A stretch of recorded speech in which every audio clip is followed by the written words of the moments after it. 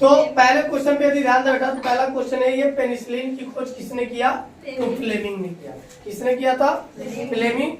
और दूसरे क्वेश्चन को यदि देखा जाए तो कह रहा आनुवांशिकता रूपांतरित पौधा है, यानी आनुवांशिकता जो है वह रूपांतरित पौधा है, तो क्या बोलते हैं उसको भैया? बीटी कपास। रूपांतरित पौधा कौन है? बीटी कपास। अगला क्वेश्चन बेटा, कर पादपों के साथ सहजीवी संबंध स्थापित करता है। तो सहजीवी संबंध दो चीजें स्थापित करती है, कौन कौन? राइजोबिया और माइकोराइजा। माइकोराइजा और राइबिजिया जो है वह पादपों के साथ सहजीवी संबंध स्थापित करते हैं। तो प्रश्न ऐसे ही पूछेगा कि निम्न में से कौन पादपों के साथ सहजीवी संबंध स्थापित करते हैं, तो उसमें अगर ऑप्शन में दोनों है तो उस ऑप्शन पे टिक करेंगे जिस पे लिखा होगा दोनों, या ए व बी दोनों। क्लियर है? प्रश्न नंबर 3 की बात करें बेटा, वेरी वेरी इंपॉर्टेंट क्वेश्चन है, पिछले साल भी पूछा था, कई साल विगत रिपीटेड क्वेश्चन है, जितने भी लिखे गए। कर टीबी के टीके का नाम है BCG। क्या नाम है? BCG। पीत ज्वर वाहक है, पीत ज्वर का वाहक कौन है बेटा? एडीज। कौन है? एडीज। और यही एडीज बेटा डेंगू यानी हड्डी तोड़ बुखार, हड्डी तोड़ बुखार ये जो है इसका भी वाहक कौन है? एडीज। यानी पीत ज्वर का और डेंगू का अगर पूछता है वाहक कौन है, हम क्या बताएंगे? एडीज। कौन है? एडीज। अगले प्रश्न की बात करें, प्रश्न नंबर 6 की, टाइफाइड के रोग जनक का नाम है। क्या है? साल्मोनेला। क्या है?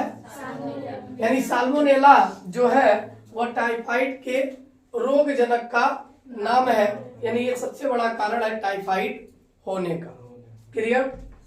आगे ध्यान दो, प्रोटोजोआ द्वारा उत्पन्न दो रोगों के नाम लिखिए।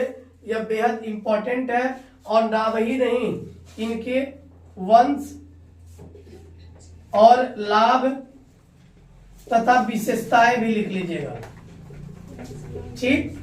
वंश, लाभ तथा विशेषताएं वेरी वेरी इंपॉर्टेंट क्वेश्चन है फॉर 2024, और ये क्वेश्चन निश्चित रूप से आपको देखने को मिलेगा, तैयार कर लीजिएगा। अमीबीय पेचिस क्या है? इसके लक्षण, रोकथाम एवं चिकित्सा का उल्लेख कीजिए। वेरी वेरी इंपॉर्टेंट क्वेश्चन है, ये भी 2024 के लिए। डार्विन के योगदान पर टिप्पणी लिखिए। ये तो 100% 2024 में आएगा। जो डार्विन का सिद्धांत है उस पे, यानी डार्विन का सिद्धांत जो है जब आनुवंशिकता का, उसको आप बेहतर ढंग से पढ़ के जाइएगा, और जो जैव आनुवंशिकता का सिद्धांत आने के बाद क्या लाभ हो पाया, क्या चीजें सीखने को मिली, वही योगदान इन पे जो है वो टिप्पणी है। थोड़ा सा है, पढ़ लीजिएगा, याद करके जाइएगा, और ये बोर्ड परीक्षा में देखने को 100% मिलेगा तो मिलेगा।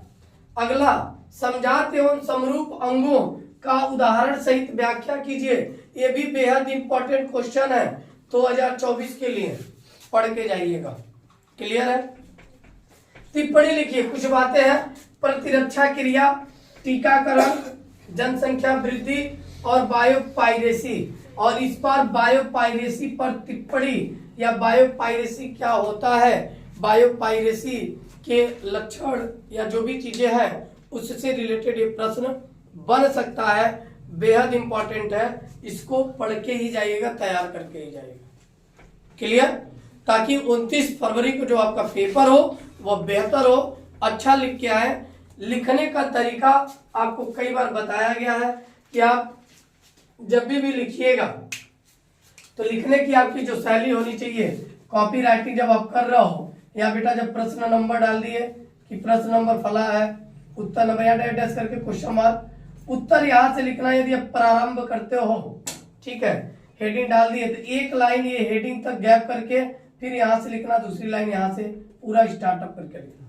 आंसर जहां खत्म हो कम से कम 2 लाइन छोड़ देना, 2 या 3 भी छोड़ सकते हो, 3 से ज्यादा नहीं। उसके लाभ भी होते हैं, वो सब चीजें आपको बताई गई थी, पढ़ाया भी गया उसके बारे में, एक वीडियो भी बना था बट वीडियो अपलोड नहीं हो पाया था। तो लिखने का तरीका भी बता दे रहा, पहले इसको नोट कीजिए। 29 फरवरी की परीक्षा में बायो से कुछ और इम्पोर्टेंट क्वेश्चन है, उसको भी देखते हैं। वह इम्पोर्टेंट क्वेश्चन क्या है, देखो इसमें बेटा ऑब्जेक्टिव भी लिखे हैं, अति लघुत्तरी और लघुत्तरी सब लिखे हैं। जैसे इसमें ऑब्जेक्टिव की बात करें तो पहला क्वेश्चन इसमें फिर लिखा गया कि पारिस्थितिकी तंत्र के जनक हैं, तो ये कौन थे भाई? मिश्रा जी थे, आर मिश्रा। कौन थे? आर मिश्रा। दलहनी पौधों की जड़ों का संबंध है, या प्रश्न पूछ सकता है कि दलहनी पौधों की जड़ों में पाया जाता है या उनके भाग हैं, तो क्या है? राइजोबियम और एंजियोटोबैक्टर और स्यूडोमोनास। तो 4 चीजें हैं, राइजोबियम और एंजियोटोबैक्टर एंड स्यूडोमोनास। अगला प्रश्न बेटा, वंशागतिकी के क्रोमोसोमवाद, यानी वंशागतिकी में जो क्रोमोसोमवाद आया, यह किसने प्रस्तावित किया? इसको 2 महान वैज्ञानिक थे, एक सटन और वह बोवेरी। सटन व बोवेरी ने किसने किया? अगला है एक्स संलग्न जीन्स पाई जाती है, तो ये कहाँ पाई जाती है? एक्स गुणसूत्र के विषम जात भाग में। जो एक्स गुणसूत्र पाया जाता है उसके विषम जात भाग में क्या पाई जाती है? एक्स संलग्न जीन्स पाई जाती है। मेंडलवाद पर विस्तृत टिप्पणी लिखिए, ये पढ़ लीजिएगा, 2024 के लिए इंपॉर्टेंट है। क्लियर? सहोपकारिता को परिभाषित कीजिए तथा उदाहरण दीजिए। ये भी 24 की परीक्षा के लिए बेहद महत्वपूर्ण प्रश्न है। फिर बहुविकल्पी या अतिलघुत्तरी के प्रश्न बन सकते हैं कि वंशागति या अनुवांशिक इकाई है, यानी अनुवांशिक की इकाई क्या होती है? जीन होती है। जीन प्रमुख इकाई होती है किसकी? अनुवांशिक की। स्त्रियों में आवर्त चक्र या मेंस्ट्रुअल साइकिल ये जो होती है सामान्यतः पूछेगा तो 28 से 29 दिन, यानी लगभग 1 माह। ठीक। अगला बेटा, आभासी फलों या कूट फलों के नाम पूछेगा, तो 2 नाम अक्सर पूछता है। 2 नाम हमने लिख भी दिया, एक सेब और एक स्ट्रॉबेरी। सेब और स्ट्रॉबेरी। अगला प्रश्न बेटा, ये भी बेहद इंपॉर्टेंट है 24 के लिए। एक पराग कोष में परागधानियों की संख्या कितनी होती है? तो इसका डायग्राम भी दिए थे, याद कर लीजिएगा। तो इसमें 4 भाग होते हैं। परागधानियों की संख्या कितने भाग होते हैं? 4। यानी कुल कितनी संख्या होती है? 4। तो इस प्रकार बायो का जितना भी प्रश्न बताया गया, पहली प्राथमिकता यही है कि आप जाकर उसको अच्छे ढंग से पूरा तैयार कर लें, ताकि किसी प्रकार की कोई समस्या, कोई दिक्कत ना हो, और एकदम खूब तन मन धन से एकदम तैयार करके आइए, किसी भी प्रकार का कोई दिक्कत ना हो।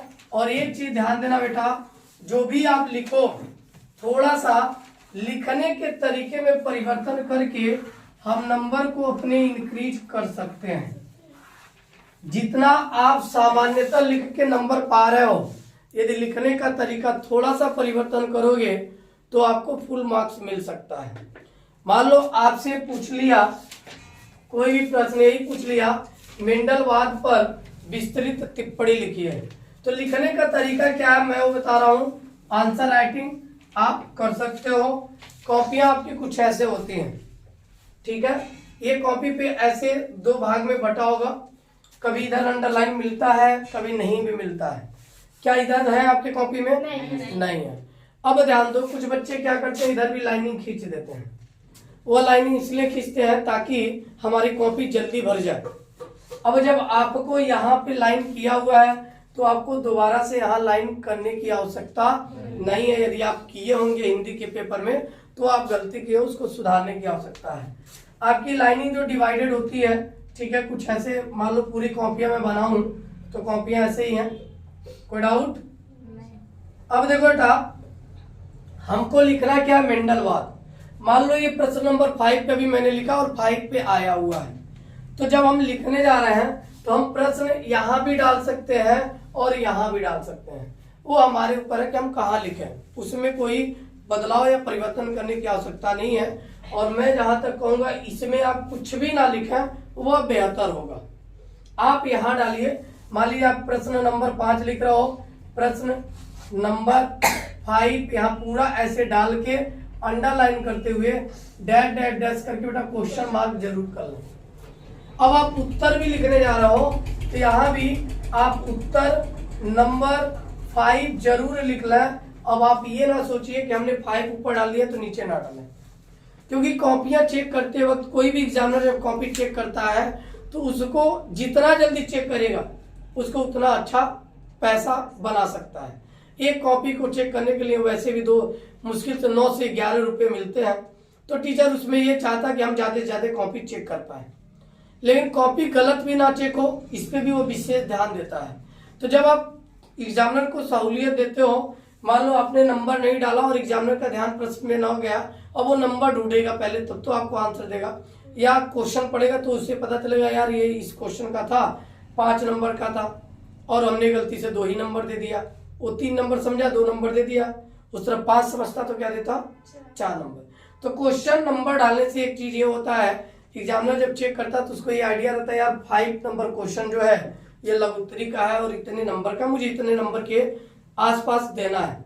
अब आपके आंसर राइटिंग को देखता है, पहली प्राथमिकता ये होती है आपने लिखा कैसे है, आपने जवाब क्या दिया वो। अब जैसे मेंडलवाद का पूछा तो आप यहां लिख दो मेंडलवाद, हेडिंग डाल लो मेंडलवाद। अब मेंडलवाद हेडिंग डालने के बाद डैश डैश करने के बाद अब यहां से मेंडलवाद क्या है आप ये पूरा लिखते हुए यहां तक आओ। यहीं से थोड़ा सा आपको अलग करनी है अपनी कॉपी, कि आपकी कॉपी अलग दिखे। अलग कैसे दिखेगा, क्योंकि जैसे यहाँ लाइनिंग आपकी समाप्त होगी आप यहाँ से लिखना शुरू कर दोगे। ज्यादातर बच्चे क्या करेंगे, यहाँ से लिखना शुरू कर देंगे, बल्कि आपको ऐसा नहीं करना। आपको लिखना कहाँ है, मेंडलवाद के नीचे जहां से आपने ये लाइन शुरू किया था वहां से पुनः लिखना है। और आपने ये जब पूरा लिख दिया यानी यहां से फिर लिखना है और यहां से फिर लिखना है, आपने कर लिया। अब तीसरी लाइन बेटा यहां से लिखो, फिर कहां से लिखो, यहां से। कोई डाउट? अब यहां से जब लिखते हो आप चौथी लाइन यहां से लिखो, 5वीं लाइन यहां से लिखो। लाइनिंग आपकी यहां आंसर आके कंप्लीट हुआ। अब आंसर कंप्लीट होने के बाद क्या करते हैं, तुरंत लोग यहां नंबर डाल देते हैं। बहुत करेंगे, एक आध लाइन छोड़ देंगे। यहाँ लास्ट पेज पे है 2 लाइन तो दोनों छोड़ के आगे बढ़ जाएंगे, लेकिन दूसरे पेज पे वही गलती कर देंगे। आपको ये गलती नहीं करना है। कम से कम आंसर कंप्लीट होने के बाद यह 2 लाइन बिल्कुल छोड़ देना है। 2 लाइन बिल्कुल क्यों छोड़ देना है, क्योंकि मेंडलवाद पे जब आप आंसर राइटिंग करो वो उसने चेक किया 5 नंबर का है तो 5 नंबर इसमें ना हो जाए, वो 5 नंबर यहाँ नीचे साइड में रख दे। क्योंकि जब कॉपियां चेक होती हैं तो तेजी से चेक की जाती हैं और तेजी से नंबर ऐड भी किया जाता है। तो नंबर जब ऐड करेगा, जब इसमें लिखा रहेगा तो हो सकता है कभी एग्जामिनर का ध्यान न पहुंचे और आपका पाया हुआ नंबर भी कट जाए, ना जुड़ पाए। बट ऐसा होता नहीं है, क्योंकि 2-2 लोग चेक करते हैं, 2-2 लोग नंबर को ऐड करते हैं। लेकिन जब आप यहाँ लिखे रहोगे तो वह स्पष्ट रहेगा और सहूलियत भी रहेगी नंबर देने में, जोड़ने में भी। तो आप एग्जामिनर को सहूलियत दोगे तो वह भी आपको सहूलियत देगा। और कहा गया first impression is the last impression. आपके कॉपी पे केवल 3 पेज किसी भी विषय में इतने अच्छे ढंग से लिख दो, इतनी अच्छी राइटिंग में लिख दो कि एक भी गलती ना मिले, उस पूरे विषय में आपको नंबर 100% सबसे ज्यादा मिलेगा। और पहले ही 3 पेज पे तुम गलत कर दो, कट पीट कर दो, देखना नंबर कम मिलेगा। तो इसलिए 3 पेज 4 पेज बड़ी बारीकी और मतलब सहजता के साथ अच्छे राइटिंग में आप स्पष्ट लिखा, सही आंसर लिखने की कोशिश करें। बाद में आपकी राइटिंग खराब भी होती है तो भी एग्जामिनर को ये लगता है यार टाइम के अभाव में बच्चे ने लिखा बट जल्दीबाजी कर दिया है, इसलिए थोड़ी राइटिंग खराब हो गई, नंबर वहां देके जाता है वो आपको, तब वो आपके भी साथ सहूलियत दिखाता है। क्लियर? कॉपी राइटिंग अच्छे ढंग से हो, सभी चीजें तैयार करके जाइए, लिख के आइए, बोर्ड परीक्षा में आपका नंबर बेहतर आएगा।